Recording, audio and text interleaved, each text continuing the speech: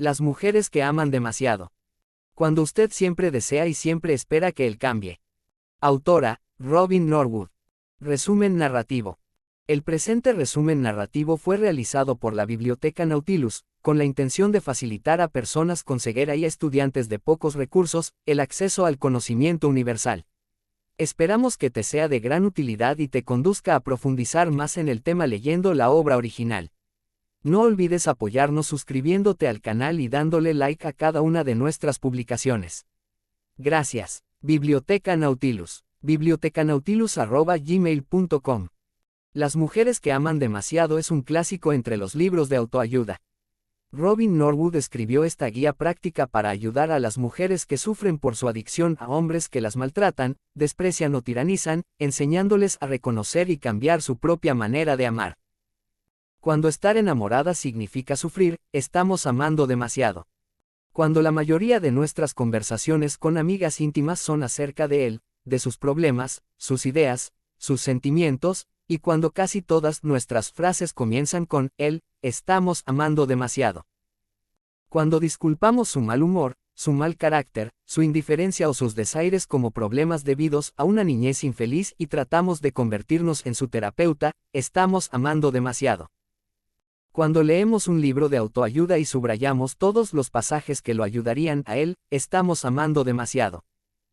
Cuando no nos gustan muchas de sus conductas, valores y características básicas, pero las soportamos con la idea de que, si tan solo fuéramos lo suficientemente atractivas y cariñosas, él querría cambiar por nosotras, estamos amando demasiado. Cuando nuestra relación perjudica nuestro bienestar emocional e incluso, quizá, nuestra salud e integridad físicas, sin duda estamos amando demasiado. Amar al hombre que no nos ama. Víctima del amor, veo un corazón destrozado. Víctima del amor. Era la primera sesión de Jill, y se veía indecisa. Vivaz y menuda, con rizos rubios como los de la huerfanita Annie, estaba sentada, muy tiesa, al borde de la silla, frente a mí. Todo en ella parecía redondo, la forma de su cara, su figura ligeramente rolliza y, en particular, sus ojos azules, que observaban los títulos y certificados colgados en las paredes de mi consultorio. Después de todo, yo nunca lo olvidaba. Entonces empezábamos a hablar de la razón por la que él lo olvidaba, y parecía tener miedo de acercarse a mí y yo quería ayudarlo a superar eso. Siempre decía que no sabía qué quería en la vida, y yo trataba de ayudarlo a aclarar cuáles eran las cosas importantes para él. Fue así como Jill adoptó el papel de psiquiatra con Randy, tratando de ayudarlo a estar más presente emocionalmente para ella. El hecho de que Randy no la quisiera era algo que Jill no podía aceptar. Ella ya había decidido que Randy la necesitaba. En 2 oportunidades, Jill voló a San Diego para pasar el fin de semana con él. En la segunda visita, él pasó el domingo ignorándola, mirando televisión y bebiendo cerveza. Fue uno de los peores días que ella podía recordar.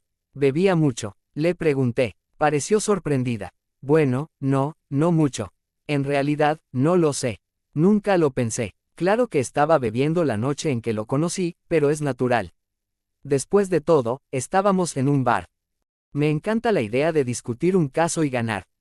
Esbozó una amplia sonrisa al pensarlo y luego volvió a ponerse seria. ¿Sabe lo que hice una vez? Lo obligué a decirme que me quería, y a darme un abrazo. Jill trataba de contarlo como una simple anécdota de sus años adolescentes, pero no le salió así. Se percibía la sombra de una niña herida, jamás lo habría hecho si no lo hubiera obligado. Desesperadamente hambrienta de amor y aprobación, y familiarizada con el rechazo aunque nunca lo identificara como tal, Jill estaba destinada a encontrar a Paul. Me dijo, nos conocimos en un bar. Yo había estado lavando mi ropa en un lavadero público y salí unos minutos para ir al bar de al lado, un lugar pequeño y barato. Paul estaba jugando al pool y me preguntó si quería jugar. Le dije que sí, y así empezó todo. Cuando las experiencias de nuestra niñez son particularmente dolorosas, a menudo nos vemos obligados inconscientemente a recrear situaciones similares durante toda la vida, en un impulso de obtener el control sobre ellas. Por ejemplo, si nosotros, al igual que Jill, hemos amado y necesitado a un progenitor que no nos correspondía, a menudo nos comprometemos con una persona similar, o con una serie de ellas, en la edad adulta, en un intento de ganar la vieja lucha por ser amados. Jill personificaba esta dinámica al sentirse atraída por un hombre inadecuado tras otro. Recibido poco afecto, usted trata de compensar indirectamente esa necesidad insatisfecha proporcionando afecto, especialmente a hombres que parecen, de alguna manera, necesitados. Piense en cómo se comportan las criaturas, especialmente las niñas, cuando les falta el amor y la atención que quieren y necesitan. Mientras que un varón puede enfadarse y reaccionar con una conducta destructiva y pelear, en una niña es más frecuente que desvíe su atención hacia una muñeca preferida.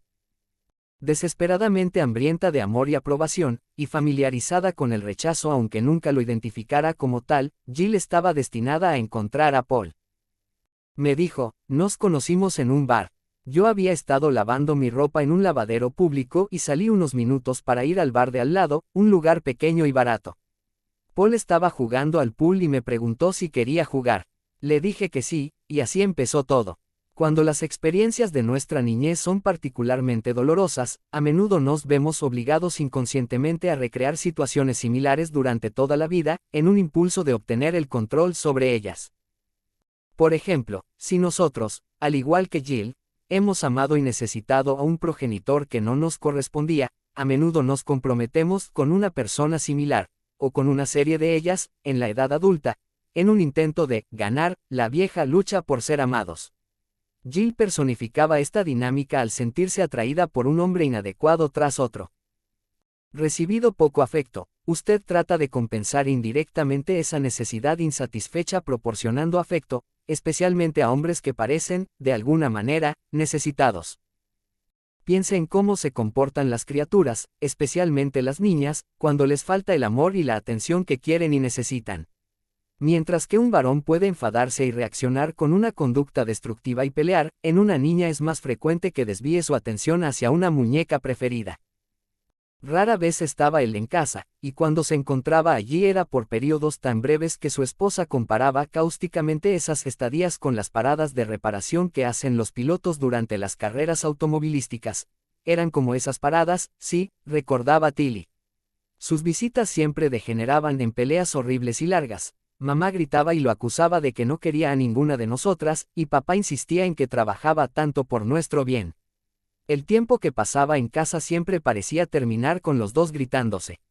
Mientras tanto, el conflicto entre sus padres recobraba intensidad en el nuevo escenario de la corte de divorcio. En medio de la fiesta, la hermana de Tilly se escapó con su profesor de música. Sus padres apenas hicieron un alto en la batalla el tiempo suficiente para registrar el hecho de que su hija mayor había abandonado el estado con un hombre que la doblaba en edad y que apenas podía mantenerse. Tilly también buscaba amor, salía con hombres en una carrera frenética y se acostaba con casi todos ellos. Se enorgullecía de lo poco que pedía a Jim, me sentía muy sola cuando no estaba con él, lo cual sucedía la mayor parte del tiempo. Lo veía solamente 2 horas, 3 días por semana, y fuera de esos horarios él nunca se ponía en contacto conmigo. Él tomaba clases los lunes, miércoles y viernes, y nos encontrábamos después de clase. El tiempo que teníamos juntos lo pasábamos haciendo el amor. Cuando al fin estábamos solos nos arrojábamos el uno en brazos del otro. Esas visitas eran seguidas por las de su madre, que se paseaba por la habitación, preguntando constantemente, ¿cómo pudiste hacerte esto? ¿Cómo pudiste hacernos esto? ¿Por qué no me dijiste que algo andaba mal? De todos modos, ¿qué diablos te pasa? Estás preocupada por tu padre y por mí. Luego su madre se sentaba en una de las sillas para visitantes y ofrecía una descripción detallada de cómo iba el trámite de divorcio, lo cual se suponía que debía tranquilizar a Tilly. Las noches siguientes a esas visitas, Tilly sufría descomposturas de estómago. En su última noche en el hospital, una enfermera se sentó junto a ella y le hizo algunas preguntas discretamente indagatorias. Toda la historia surgió plenamente. Finalmente la enfermera le dijo, sé que estás pensando en volver a intentarlo. ¿Por qué no habrías de hacerlo? Nada ha cambiado desde hace una semana. Pero antes de que lo hagas, quiero que vayas a ver a una persona. Pregunta, ¿cuánto me ama? Y no, ¿cuánto lo quiero? La mayoría de sus interacciones sexuales con él están motivadas por ¿cómo puedo hacer que me ame más? Su impulso de entregarse sexualmente a otros a quienes percibe como necesitados puede dar como resultado una conducta que ella misma considera promiscua, pero esta apunta principalmente a la gratificación de otra persona, en lugar de a ella misma. El sexo es una de las herramientas que usa para manipular o cambiar a su pareja. A menudo las luchas de poder de la manipulación mutua le parecen muy excitantes. Uno es la ya mencionada descarga de tensiones. El otro involucra una tremenda inversión, después de una pelea, en hacer que el sexo funcione, a fin de cimentar el vínculo de la pareja, que se ha visto amenazado por la pelea. El hecho de que la pareja disfrute una experiencia sexual particularmente placentera y satisfactoria en tales circunstancias, quizá parezca ratificar la relación en general. Mira qué unidos estamos, qué cariñosos podemos ser, qué bien podemos hacernos sentir. Realmente debemos estar juntos, puede ser el sentimiento generado. El acto sexual, cuando es muy gratificante en el aspecto físico, tiene el poder de crear lazos profundamente sentidos entre dos personas. En especial para las mujeres que amamos demasiado, la intensidad de nuestra lucha con un hombre puede contribuir a la intensidad de nuestra experiencia sexual con él y, por consiguiente, al vínculo que nos une a él. Y la inversa también es verdad. Niña, por favor, no te vayas. Mi querida madre. Madre, querida madre, cuando pienso en ti quiero ser todo lo que es bueno, lo que es verdadero. Todo lo que es digno, noble o maravilloso ha venido de ti, madre, de tu mano que me guía. Lisa, una artista de ingresos muy modestos cuyo apartamento hacía también las veces de estudio de arte, señaló el poema y rió con jovialidad. Pero sus siguientes palabras delataron un sentimiento más profundo. Lo rescaté cuando una amiga mía se mudó, ella iba a tirarlo. Lo había comprado como broma en una tienda barata. La única forma de dejarla era aferrarme a otra persona. Lisa trajo el té en una bandeja laqueada roja y negra y la colocó en el suelo, delante de nosotras. A los 19 años, tuve la oportunidad de ir a México con 2 amigas. Era la primera vez que dejaba a mi madre. Nos quedaríamos 3 semanas, y la segunda semana que estuve allí conocí a aquel mexicano tremendamente apuesto que hablaba inglés a la perfección y era muy galante y atento conmigo. Le pregunté qué estaba haciendo y me dijo, ¿no crees que me veo bonito? Hizo un gesto femenino y vi que tenía los labios pintados. Finalmente, algo se cortó. Supe que tenía que salir de allí. Hasta entonces había sido desdichada, pero estaba segura de que la culpa era mía, de que, de alguna manera, yo podía ser más cariñosa y hacer que él deseara quedarse conmigo, hacer que sus padres me aceptaran e incluso que me tuvieran cariño. Estaba dispuesta a esforzarme más, al igual que con mi madre. Ellas decían que no me esforzaba de verdad. No sabían cuánto me esforzaba. Para mantener todo bien en casa. Pero mis calificaciones no eran buenas, y mi padre gritaba y mi madre lloraba. Yo me culpaba por no ser perfecta. Y seguía esforzándome más que nunca. En un hogar gravemente disfuncional como este, donde hay dificultades aparentemente insalvables, la familia se concentra en otros problemas, más simples, que en cierto modo prometen ser solucionables. De esta manera, el trabajo y las calificaciones escolares de Lisa se convirtieron en el foco de atención de todos, inclusive de Lisa misma. Cada vez que pensaba en decir a Gary que se marchara, después de que él había vuelto a sacarle dinero del bolso o cuando al volver, exhausta, del trabajo, encontraba una fiesta en el apartamento, o cuando él no había venido a casa en toda la noche, él compraba una bolsa de comida o la esperaba con la cena lista o le decía que había comprado un poco de cocaína especialmente para compartirla con ella, y la decisión de Lisa se esfumaba mientras se decía a sí misma que, después de todo, Gary la amaba. Fiel a su historia, el hecho de no ganar ese amor a través de sus esfuerzos solo la hacía esforzarse más. Gary, con su adicción, su dependencia emocional y su crueldad, combinaba todos los peores atributos de la madre y el padre de Lisa. Irónicamente, eso explicaba su atracción hacia él. Si la relación que tuvimos con nuestros padres fue esencialmente sana, con expresiones adecuadas de afecto, interés y aprobación, entonces, como adultas, tendemos a sentirnos cómodas con las personas que engendran sentimientos similares de seguridad, calidez y una dignidad positiva. Cuando llegan a la adolescencia, muchas jóvenes, como Lisa, mantienen su depresión a raya desarrollando el estilo de amar demasiado. Al desarrollar relaciones caóticas pero estimulantes, que las distraen, con hombres inadecuados, están demasiado excitadas para hundirse en la depresión que está latente justo por debajo del nivel de la conciencia. De esta manera, un hombre cruel, indiferente, deshonesto o difícil en otros aspectos se convierte, para esas mujeres, en el equivalente de una droga, y crea así un medio de evitar sus propios sentimientos, en la misma forma que el alcohol y otras sustancias que alteran el estado de ánimo crean en los drogadictos una vía de escape temporaria, de la que no se atreven a separarse. Mujer de buen corazón. No sé cómo lo hace todo. Yo me volvería loca si tuviera que soportar todo lo que soporta ella. Y nunca la oí quejarse. ¿Por qué lo tolera? De todos modos, ¿qué ve en él? Podría llevar una vida mucho mejor. La gente tiende a decir esta clase de cosas sobre una mujer que ama demasiado, al observar lo que parecen ser sus nobles esfuerzos por mejorar una relación aparentemente insatisfactoria.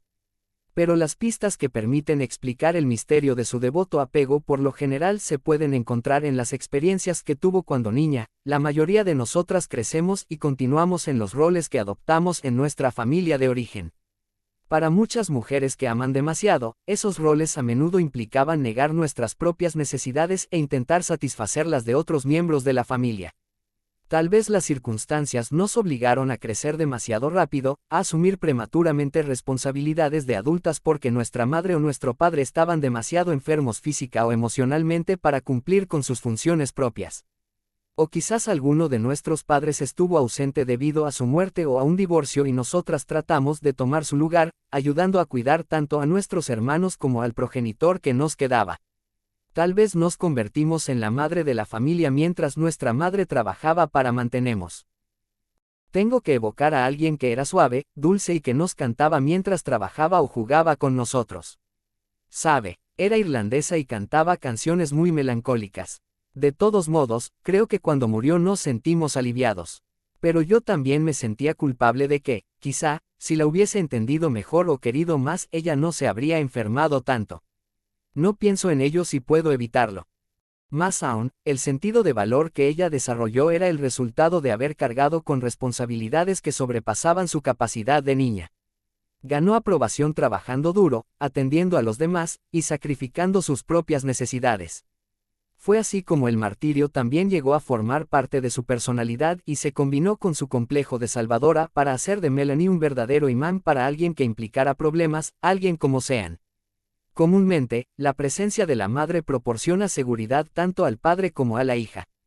La hija está en libertad de desarrollar un sentido de sí misma como alguien atractivo y amado a los ojos de su padre, y al mismo tiempo sentirse protegida de un cumplimiento abierto de los impulsos sexuales que inevitablemente se generan entre ellos, por la fuerza del vínculo de su padre con una mujer adulta adecuada. Entre Melanie y su padre no se desarrolló una relación incestuosa, pero dadas las circunstancias bien podría haber sucedido. Comúnmente, sin embargo, aun cuando una niñita desee con ardor ser la pareja de su padre para siempre, la realidad le enseña que eso no es posible. Le guste o no, a la larga debe aceptar el hecho de que la pareja de su padre es su madre. Es una gran lección en su joven vida, aprender que ella no siempre puede lograr, mediante el poder de su voluntad, lo que más desea. El corazón sangrante. De todas las posibles parejas que encuentran, ¿cuáles son los indicios que llevan a estas mujeres hacia los hombres con quienes pueden continuar el baile que conocen tan bien desde la niñez? ¿Y cómo reaccionan el impulso de recrear y vencer los patrones dolorosos del pasado? Echemos un vistazo a los primeros pasos vacilantes de ese dúo que informa a cada integrante que allí hay alguien con quien va a funcionar, a encajar bien, a sentirse bien. Las siguientes historias ilustran con claridad el intercambio casi subliminal de información que tiene lugar entre una mujer que ama demasiado y el hombre que la atrae, un intercambio que de inmediato establece la escena para el patrón de su relación, de su danza, de allí en adelante. Mary, estudiante universitaria de 23 años, hija de un padre violento. Crecí en una familia realmente loca. Ahora lo sé, pero cuando era niña nunca pensé en ello salvo para desear que nadie se enterara jamás de la forma en que mi padre golpeaba a mi madre. Crecí sintiéndome muy sola, desamparada, temerosa e indigna, tratando todo el tiempo de compensar el hecho de ser una carga. Recuerdo que solía tratar de arreglar las cosas que se rompían en casa, para ahorrar dinero y, de alguna manera, ganarme la vida. Crecí y me casé a los 18 años porque estaba embarazada. Me sentí pésimamente desde el comienzo. Él me criticaba todo el tiempo. Al principio lo hacía con sutileza, pero luego era más salvaje. No puedo decir lo devastador que era aquello. Yo le rogaba que me dijera qué necesitaba que yo hiciera para sentirse más cómodo. Él solo respondía, tú sabes lo que tienes que hacer. Pero yo no lo sabía. Casi me volví loca tratando de adivinarlo. De todos modos, el matrimonio duró apenas 2 meses. Él se marchó para siempre después de decirme lo infeliz que yo lo hacía, y nunca volví a verlo, salvo una que otra vez por la calle. La siguiente vez que él volvía tarde, yo me culpaba por haberme enfadado la última vez, y me decía, no es extraño que no venga a casa. Las cosas empeoraron cada vez más hasta que finalmente lo dejé. Todo eso pasó hace 37 años, y apenas el año pasado me di cuenta de que era alcohólico. Siempre había pensado que la culpa de todo era mía, que yo no sabía hacerlo feliz. La atracción de Eleanor hacia su esposo. El miedo y la furia que sentía por su padre hacían que Ellis le pareciera la respuesta perfecta a sus problemas con los hombres, porque no parecía probable que él llegara a reaccionar ante ella con tanta fuerza como para tornarse violento. Lamentablemente, en los pocos meses que estuvieron juntos, Arlene experimentó tanto dolor y sufrimiento como con los hombres heterosexuales que había conocido. No me importaban todos aquellos cambios de empleo ni el hecho de que, en general, las perspectivas de su carrera laboral hubiesen ido cuesta abajo. Eso tenía que deberse simplemente a la mala suerte. Él parecía tener mucha mala suerte y eso lo hacía más atractivo. Sentí pena por él. Pasó mucho tiempo diciéndome cuánto lo atraía, lo cómodo que se sentía conmigo, lo bien que nos complementábamos. Un año atrás, habría sido solo el comienzo. Era la clase de hombre que siempre me resultó irresistible. Apuesto, encantador, un poco necesitado, lejos de haber desarrollado todas sus posibilidades. En las reuniones, cuando alguien menciona cómo se vio atraída no por lo que un hombre era, sino por su potencial, nos reímos mucho, porque todas lo hemos hecho, nos hemos sentido atraídas por alguien porque estábamos seguras de que necesitaba nuestra ayuda y nuestro aliento para elevar sus dones al máximo. Yo conocía muy bien esos intentos de ayudar, de complacer, de hacer todo el trabajo y asumir toda la responsabilidad por una relación. La antigua sensación de vacío renace y se arremolina a su alrededor, arrastrándola hacia el lugar donde aún pervive su terror infantil a estar sola, y ella está segura de que se ahogará en el dolor. Ella es mi roca. Algunos de los hombres cuyas entrevistas aparecen a continuación han ganado un grado inusitado de autoconocimiento, además de un considerable discernimiento de los patrones de sus relaciones con las mujeres que han sido sus parejas. Varios de estos hombres que están recuperándose de distintas adicciones tienen el beneficio de años de terapia en Alcohólicos Anónimos o en Drogadictos Anónimos y, por lo tanto, son capaces de identificar la atracción que ejercía sobre ellos la mujer alcohólica mientras ellos se hundían o ya estaban atrapados en la telaraña de la adicción. Otros que no han tenido problemas de adicción han participado en tipos más tradicionales de terapia, la cual los ayudó a entender mejor tanto sus relaciones como a ellos mismos. Si bien los detalles difieren de una historia a otra, siempre está presente la atracción de la mujer fuerte que, de alguna manera, promete compensar lo que falta en él o en su vida. Tom, 48 años. Sobrio desde hace 12 años, su padre murió de alcoholismo, al igual que un hermano mayor. Recuerdo la noche en que conocí a Elaine. Por supuesto, habíamos peleado antes de casarnos, porque la tensión era tremenda, pero nuestras peleas siempre terminaban haciéndonos el amor y yo me sentía más querido, necesitado y amado que nunca en mi vida.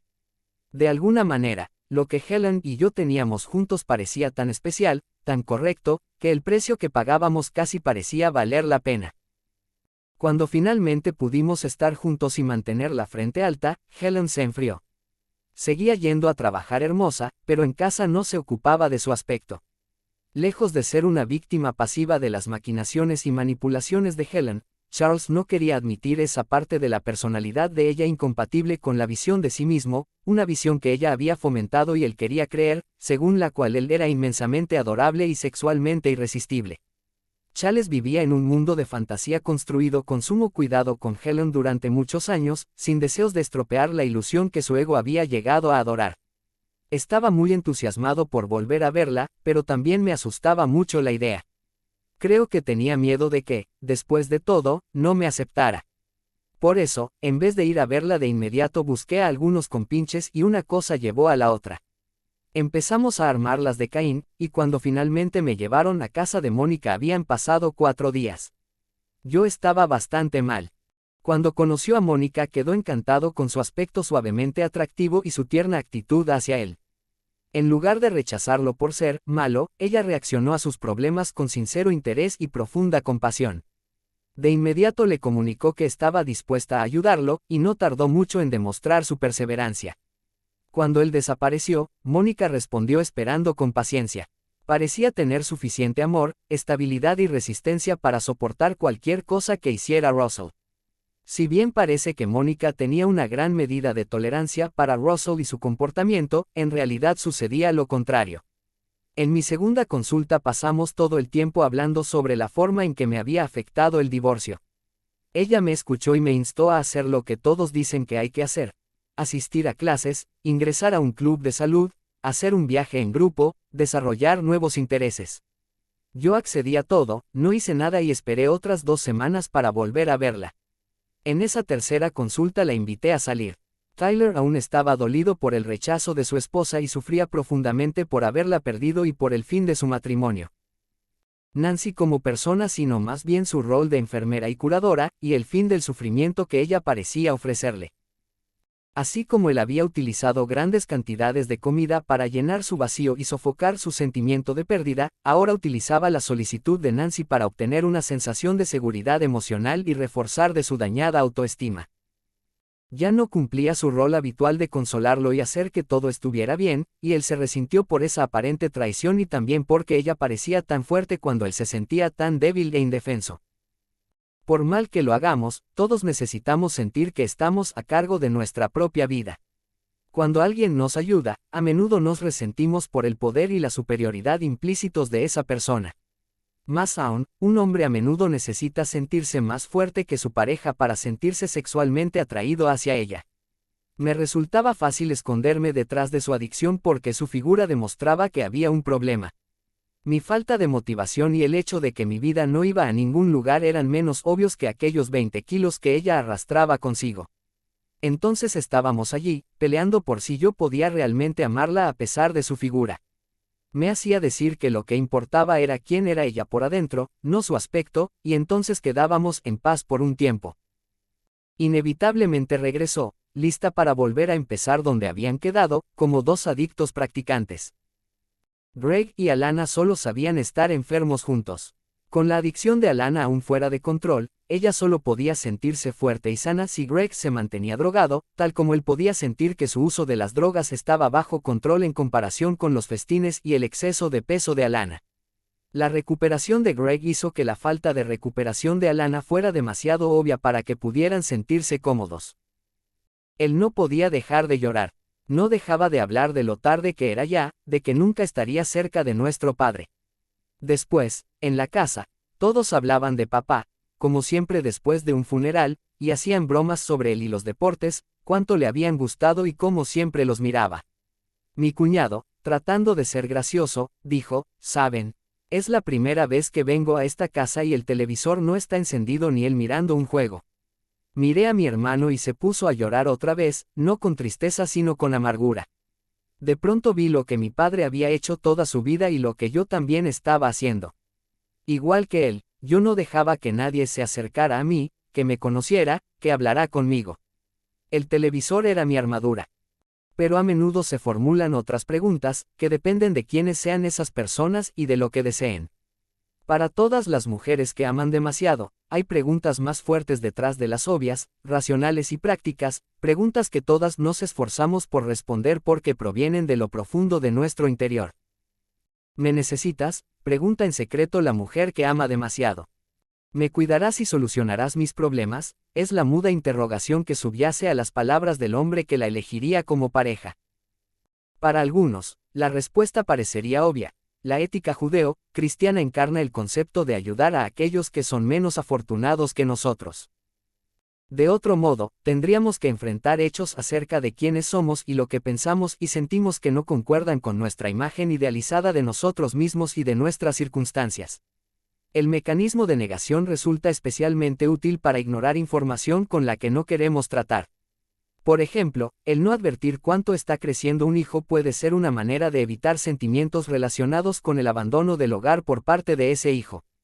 Eso se debe a que, a través de sus fantasías de omnipotencia, creen que son la causa de las circunstancias familiares y que tienen el poder de modificarlas, para bien o para mal.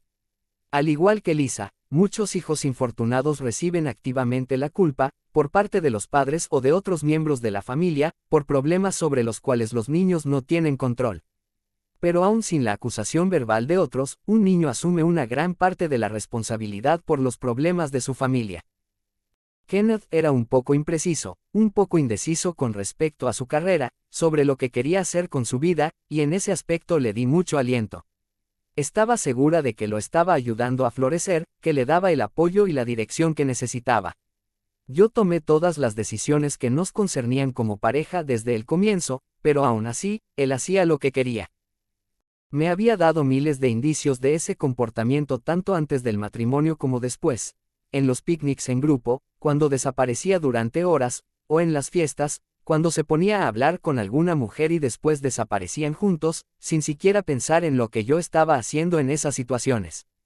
Por mi parte yo usaba mi encanto para distraer a la gente de lo que estaba pasando y para demostrar lo buena jugadora que era. Y quizá para demostrar que era digna de ser amada, no alguien de quien un novio o un esposo querrían alejarse si pudieran. El ruego desesperado de su hijo para que ambos comenzaran a enfrentar la dolorosa realidad de la situación apenas atravesó las fuertes defensas de Connie.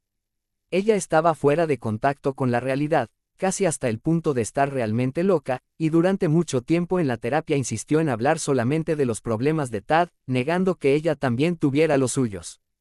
Como siempre había sido la fuerte, no estaba dispuesta a abandonar esa posición sin pelear. Sabía que los hombres y las mujeres, maridos y esposas, debían amarse, pero mi madre me decía, en forma sutil y no tan sutil, que los hombres no hacían felices a las mujeres, que las hacían desdichadas, y que lo hacían abandonándolas, fugándose con la mejor amiga de ellas o traicionándolas de alguna manera. Esa era la clase de historias que yo oía de mi madre cuando estaba creciendo. Solo llegué a advertir eso después de muchas relaciones más con hombres imposibles. Uno era adicto a la hierba, otro era homosexual.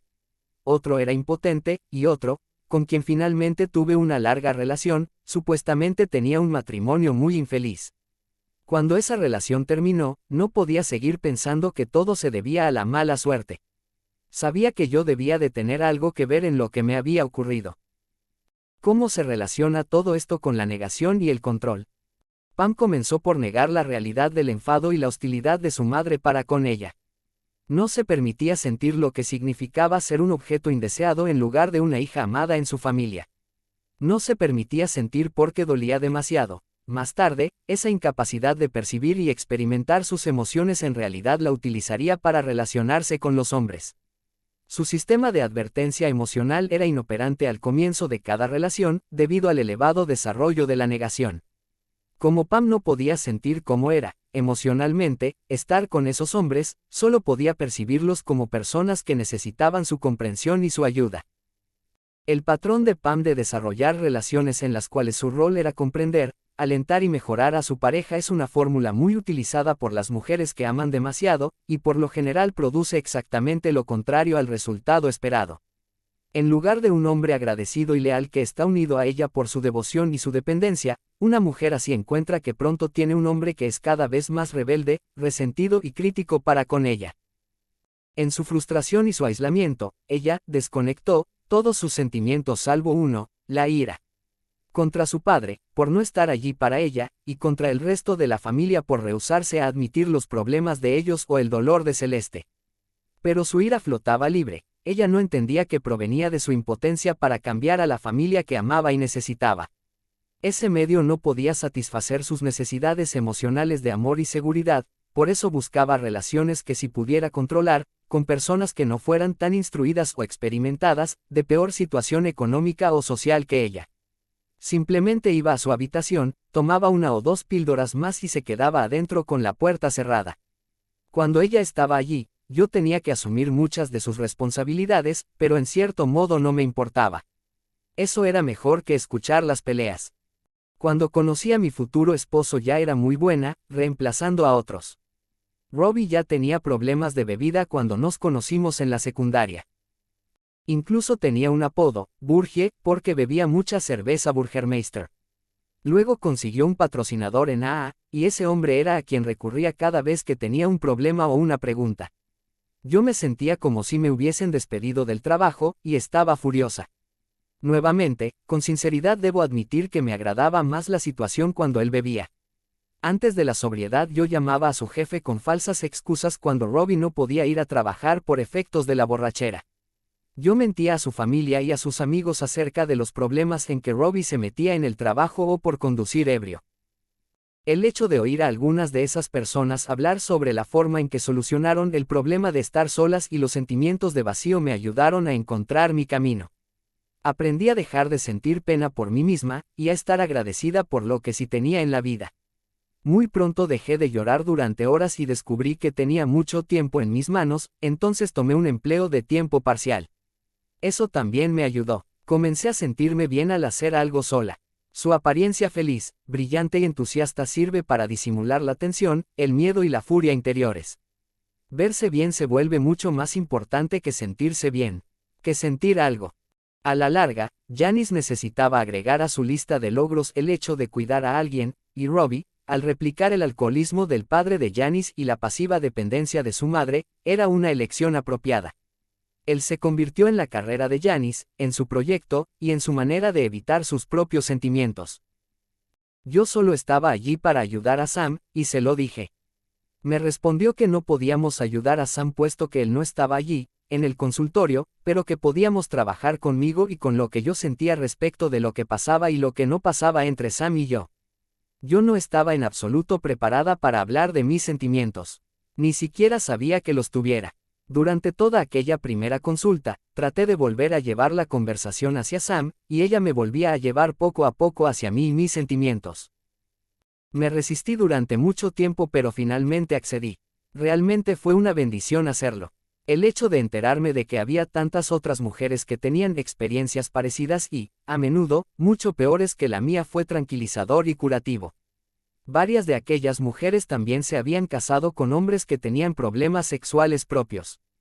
Esos hombres también formaban un grupo de autoayuda, y de alguna manera Sam reunió el coraje para integrarse a ellos. Los padres de Sam habían tenido la obsesión de criarlo, en sus propias palabras, como un muchacho limpio y puro. Si él tenía las manos sobre las rodillas en las comidas, le ordenaban mantenerlas sobre la mesa, donde podamos ver lo que estás haciendo. Si permanecía mucho tiempo en el baño, golpeaban la puerta y gritaban. ¿Qué estás haciendo allí adentro?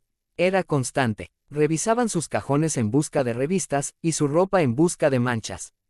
Él adquirió tanto temor a tener cualquier sentimiento o experiencia sexual que, a la larga, no podía tenerlos aunque lo intentara. Cuando comenzamos a mejorar, en algunos aspectos la vida se volvió más difícil para nosotros como pareja. Yo seguía teniendo una inmensa necesidad de controlar cada expresión de sexualidad en Sam, porque cualquier agresividad sexual de su parte me resultaba amenazadora. Si él me buscaba espontáneamente yo me retraía, o me daba vuelta, o me alejaba, o empezaba a hablar o hacía alguna otra cosa para evitar sus proposiciones. Cuando una adicción alimenta a otra, hay mucho dolor en la vida y quizá el único dolor que se puede evitar es el que proviene de intentar evitar el dolor. He aquí la razón. Cuanto más dependemos del alcohol, las drogas o la comida, más culpa, vergüenza, miedo y odio por nosotras mismas sentimos. Cada vez más solas y aisladas, es posible que nos desesperemos por el consuelo que parece prometer una relación con un hombre. Como nos sentimos pésimamente con nosotras mismas, queremos un hombre que nos haga sentir mejor. Como no podemos querernos, necesitamos que él nos convenza de que somos dignas de ser amadas. A Brenda y a mí nos esperaba mucho trabajo. Háblame de ti, le pedí con la mayor suavidad posible, aunque sabía lo que sobrevendría. Como era de esperar, la mayor parte de lo que procedió a decirme aquel primer día eran mentiras, que estaba bien, que era feliz, que no sabía qué había sucedido en la farmacia, que no podía recordarlo en absoluto, que nunca antes había robado nada. Le dije lo que veía en su aspecto que me había alertado y le hablé de la etiología de los desórdenes alimenticios. El hecho de identificarla como una enfermedad compartida por muchas mujeres ayudó a Brenda a colocar su conducta compulsiva en una mejor perspectiva. No me llevó tanto tiempo como había temido hacerla hablar. La historia de Brenda era larga y complicada, y le llevó bastante tiempo separar la realidad de su necesidad de distorsionar, disimular y fingir. Se había vuelto tan experta en aparentar que se había atrapado en su propia telaraña de mentiras. No había sitio para el dolor, el miedo, la soledad, la honestidad. No había sitio para la verdad sobre ella misma o sobre su vida. Como ellos siempre eludían la verdad, era implícito que ella también debía eludirla, en lugar de perturbar la calma. Con sus padres como cómplices mudos, Brenda se hundió más aún en la mentira que era su vida, segura de que si se las ingeniaba para verse bien por fuera, todo estaría bien, o, al menos, tranquilo, por dentro. Luego, en su matrimonio infeliz con Rudy, comenzó a robar otra vez, como una forma simbólica de quitar al mundo aquello que no le era dado, amor, apoyo, comprensión y aceptación. Pero sus robos solamente la aislaban más aún, le proporcionaban otro secreto para guardar, otra fuente de vergüenza y culpa. Mientras tanto, su aspecto exterior volvía a convertirse en su mayor defensa para evitar que la vieran tan cual era, una persona temerosa, vacía y solitaria. Mientras sus sentimientos estuvieran ahogados por su desorden alimenticio, no podría empezar a cuidarse, a tomar decisiones sensatas por sí misma, o a vivir realmente su vida. En cambio, la comida era su vida, y en muchos aspectos era la única vida que ella quería. Por desesperada que fuera su batalla por controlar la comida, era una lucha menos amenazadora que la que enfrentaba consigo misma, con su familia, con su esposo. Michael Ventura. Fumando un cigarrillo tras otro, con los hombros erguidos y tensos, Margo movía su pierna cruzada rápidamente hacia adelante y hacia atrás, y su pie daba un impulso extra al final de cada oscilación. Estaba sentada muy tiesa, inclinada hacia adelante, junto a la ventana de la sala de espera, mirando fijamente uno de los paisajes más bellos del mundo. Los techos de tejas rojas de Santa Bárbara trepaban las colinas azules y púrpuras sobre el océano, pero la escena, ligeramente teñida de rosa y oro en aquella tarde de verano, no lograba comunicar su tranquilidad española al rostro de Margo. Parecía una mujer apresurada, y en efecto lo era. Cuando le señalé el camino, se movió con rapidez, con sus tacones golpeteando en el suelo. Entró a mi consultorio y se sentó, nuevamente al borde de la silla, y me clavó la mirada. ¿Cómo sé si usted me puede ayudar? Nunca hice esto de venir a hablar con alguien sobre mi vida. ¿Cómo sé si valdrá el tiempo y el dinero? Yo sabía que también trataba de preguntarme, ¿cómo sé si puedo confiar en que usted se interese por mí si le dejo ver cómo soy en realidad? Por eso, con mi respuesta, intenté contestar ambas preguntas. La terapia requiere una inversión de tiempo y dinero. Pero la gente nunca viene, siquiera a su primera consulta, a menos que en su vida esté sucediendo algo muy terrible o muy doloroso, algo que ya se han esforzado por dominar pero nunca lo han logrado. Mucha excitación, mucha estimulación. Suena agotador, ¿verdad? Claro, a la larga lo espero, como sucede cuando se usa cocaína u otro estimulante poderoso. A corto plazo estas relaciones proporcionan una estupenda vía de escape, una gran distracción y, por cierto, una máscara muy eficaz para la depresión. Es casi imposible experimentar la depresión cuando estamos muy excitados, ya sea en forma positiva o negativa, debido a los elevados niveles de adrenalina que se libera y nos estimulan. La mejor manera de obtener esto es con pares que han pasado por el mismo proceso doloroso.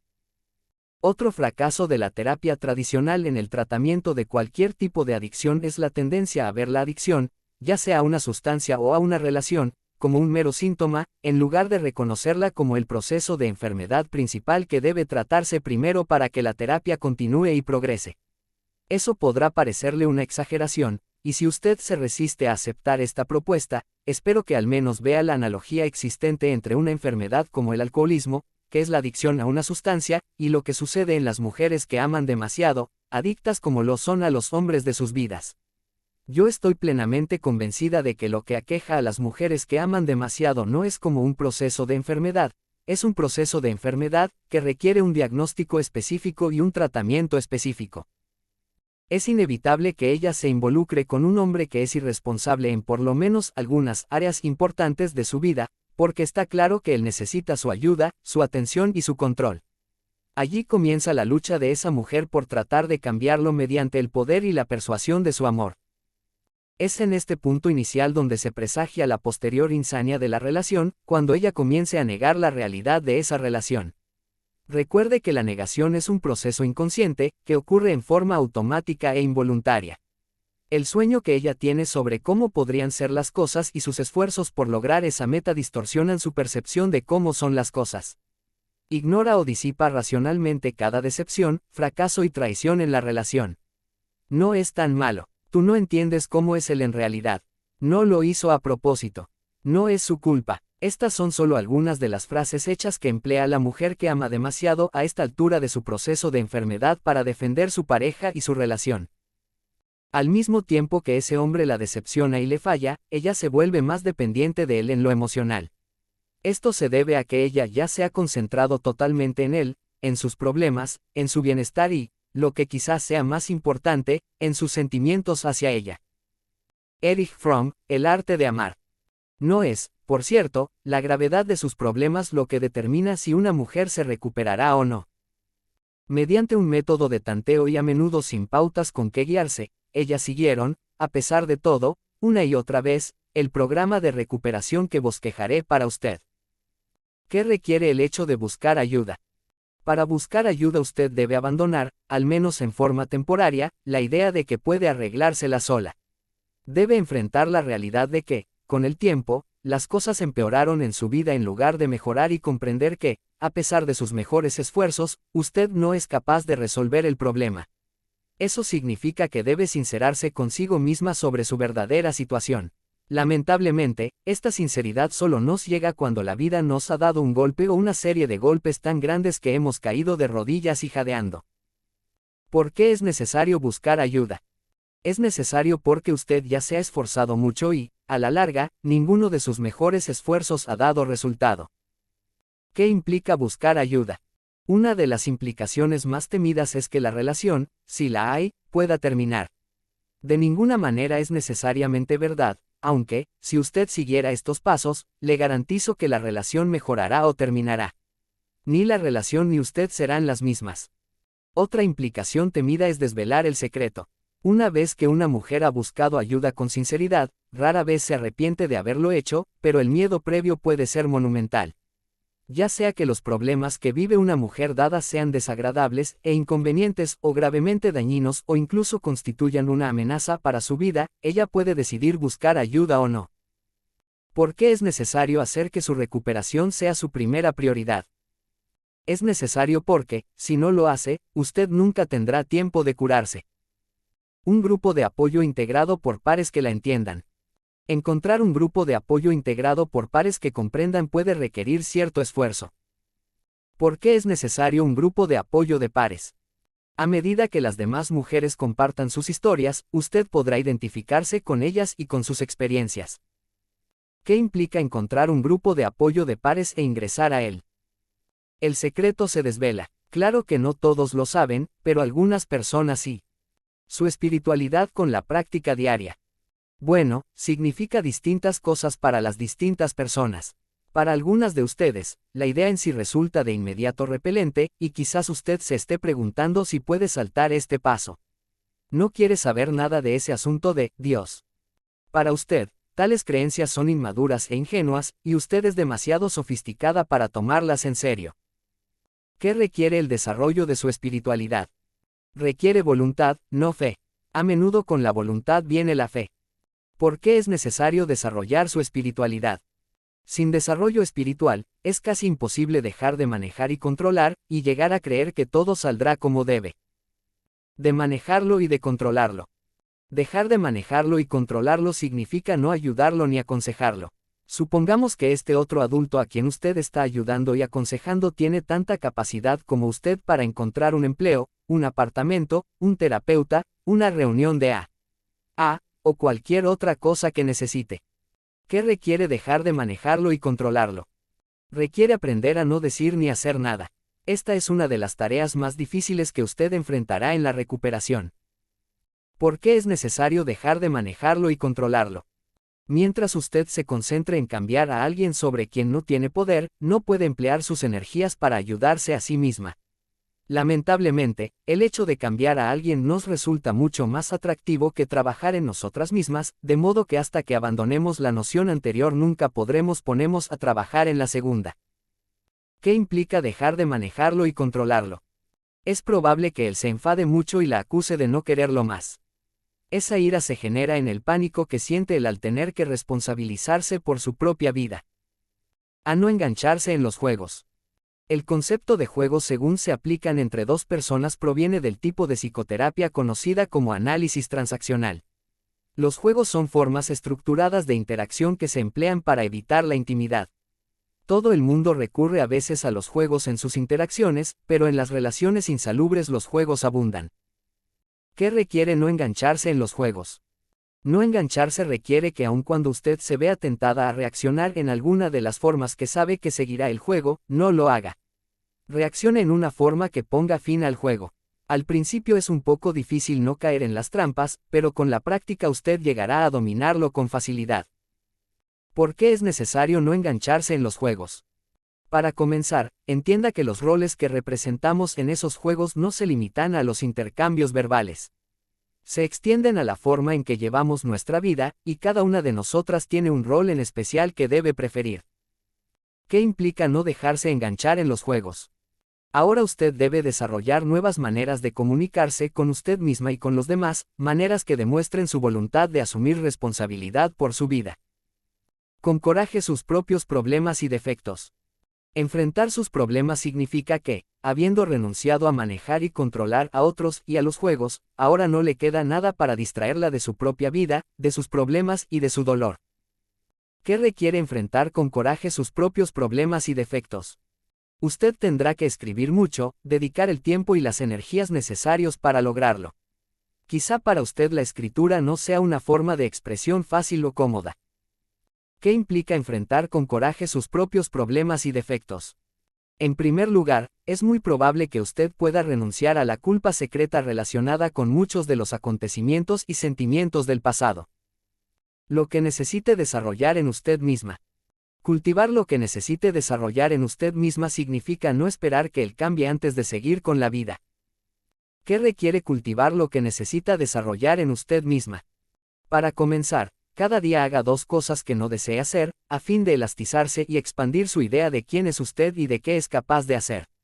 Defiéndase cuando preferiría fingir que no le importa, o vuelva sobre un punto insatisfactorio aunque prefiera hacerlo a un lado. ¿Por qué es necesario cultivar lo que necesita desarrollar en usted? A menos que eleve sus propios talentos al máximo, siempre estará frustrada. ¿Qué implica cultivar lo que necesita desarrollar en usted? En primer lugar, no necesitará buscar a un hombre que sea lo contrario de usted para equilibrar su vida. Egoísta. Al igual que la palabra espiritualidad en el paso 4, aquí la palabra egoísta necesita una cuidadosa explicación. ¿Qué requiere volverse egoísta? Al comenzar a ponerse en primer lugar, usted debe aprender a tolerar la ira y la desaprobación de los demás. ¿Por qué es necesario volverse egoísta? Sin este fuerte compromiso con usted misma, la tendencia es volverse pasiva, desarrollarse no para su mayor expresión sino para beneficio de otra persona. ¿Qué implica volverse egoísta? Sus relaciones automáticamente se vuelven más sanas.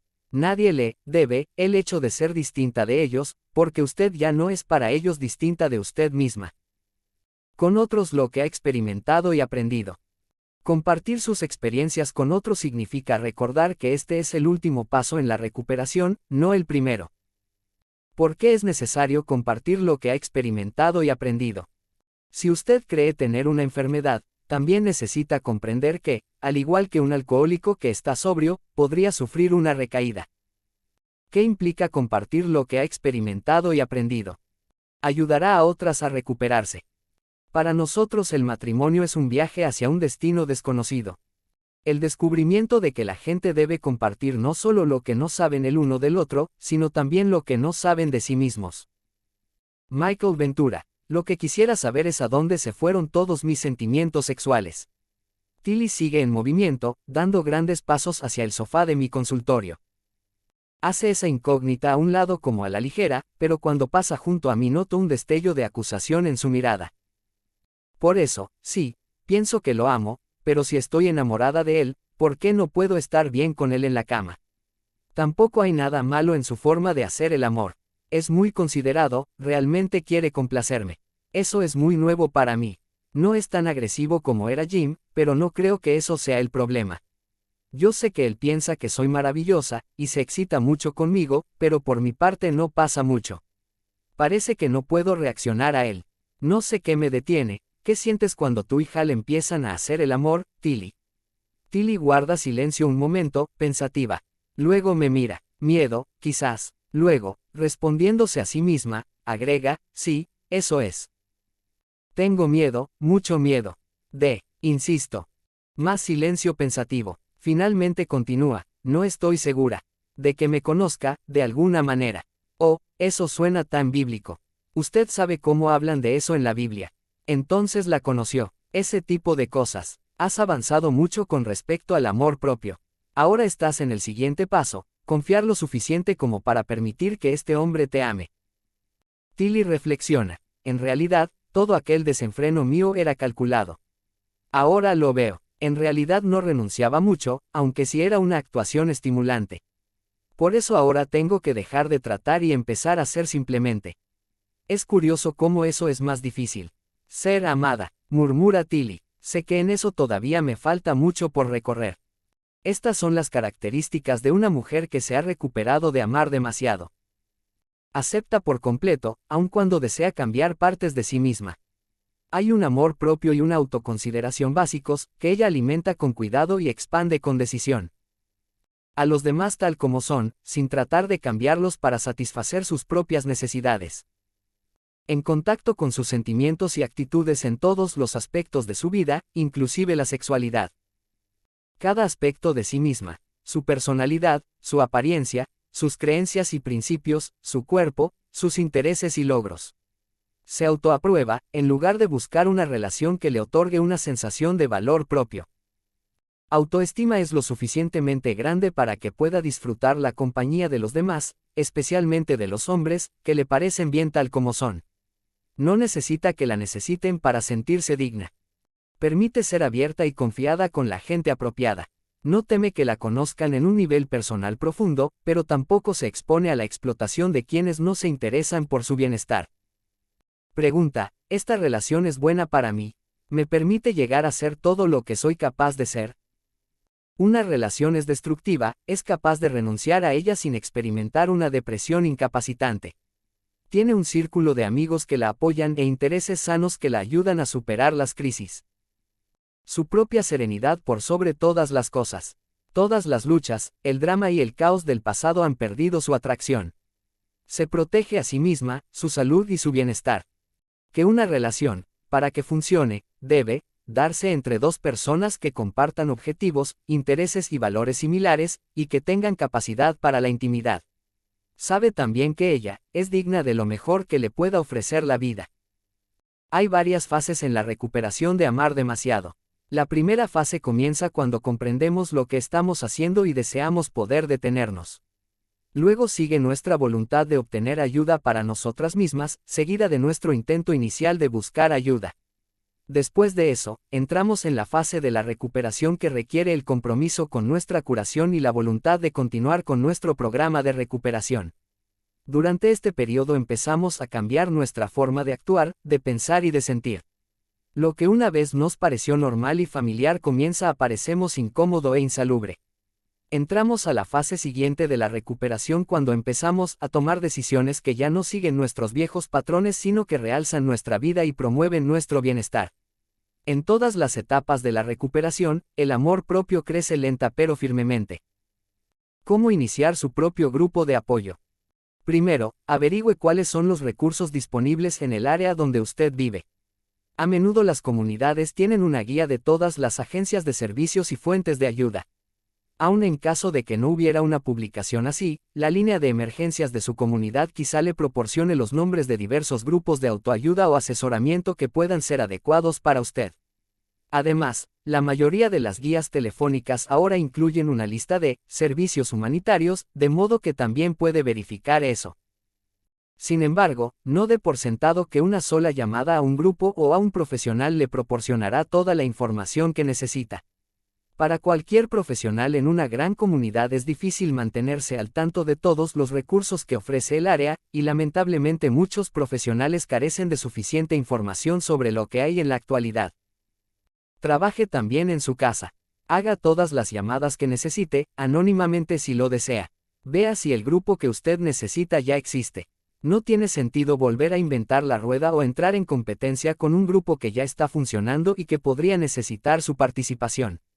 Si usted es candidata para Gordos Anónimos, grupos de familiares de alcohólicos, los servicios de refugio para mujeres maltratadas, esté dispuesta a tomarse cierto tiempo y algunas molestias, tal vez viajar cierta distancia para asistir a las reuniones que ofrecen.